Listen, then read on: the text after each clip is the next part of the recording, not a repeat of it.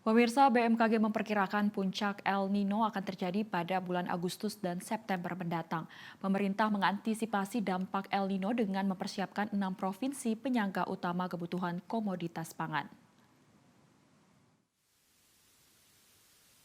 Pemerintah mengantisipasi dampak fenomena El Nino pada ketersediaan komoditas pangan di dalam negeri. Kepala BMKG, Dwi Korita Karnawati, perkirakan puncak El Nino akan terjadi pada bulan Agustus dan September mendatang. Membahas tentang antisipasi dan kesiapan dalam menghadapi ancaman El Nino yang diprediksi puncaknya akan terjadi di bulan Agustus September.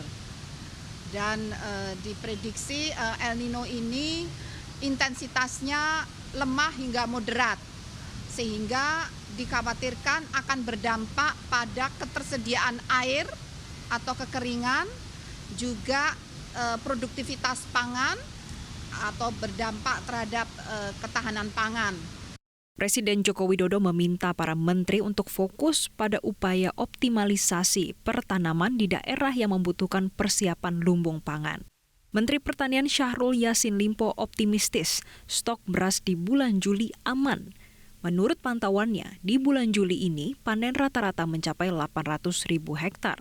Sebagai langkah antisipasi menghadapi El Nino, Syahrul Yassin Limpo menjelaskan, setidaknya ada 6 provinsi yang akan menjadi penyangga utama El Nino, yakni 3 provinsi di daerah Jawa, Sumatera Selatan, Lampung, Sulawesi, hingga Kalimantan. Oleh karena itu, perintah Pak Presiden ini harus diseriusi. Kita tidak boleh bersoal khususnya dengan beras dan lain-lain, agar benar-benar antisipasi sejelek mungkin harus dipersiapkan. Oleh karena itu, dari Kementerian Pertanian diminta untuk memetakan persis mana daerah yang masih hijau, berarti airnya sangat cukup. Oleh karena itu harus dibaikat dengan upaya-upaya optimalisasi pertanaman dan upaya-upaya pengendalian lainnya. Yang kedua, daerah kuning berarti daerah yang airnya pas-pasan, harus ada intervensi terutama untuk mengendalikan air, irigasi, embun dan lain-lain, dan kerjasama dengan daerah.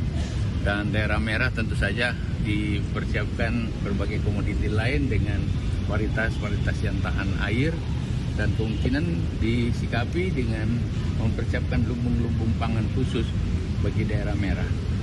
Nah, oleh karena itu Kementan sudah mempersiapkan 6 provinsi yang akan menjadi penyangga utama El Nino.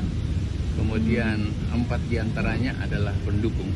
Jadi kurang lebih 9 dari 38 atau sekian provinsi yang ada. Mana itu, Pak? Antara lain 3 di Jawa, kemudian ada Sumatera Selatan, Sumatera Utara, Lampung, dan Sulawesi Selatan, kemudian Kalimantan Selatan, kurang lebih daerah-daerah yang kita berharap masih ada lahan-lahan yang gambutnya ada, harus menjadi, karena di sana daerah itu masih daerah air.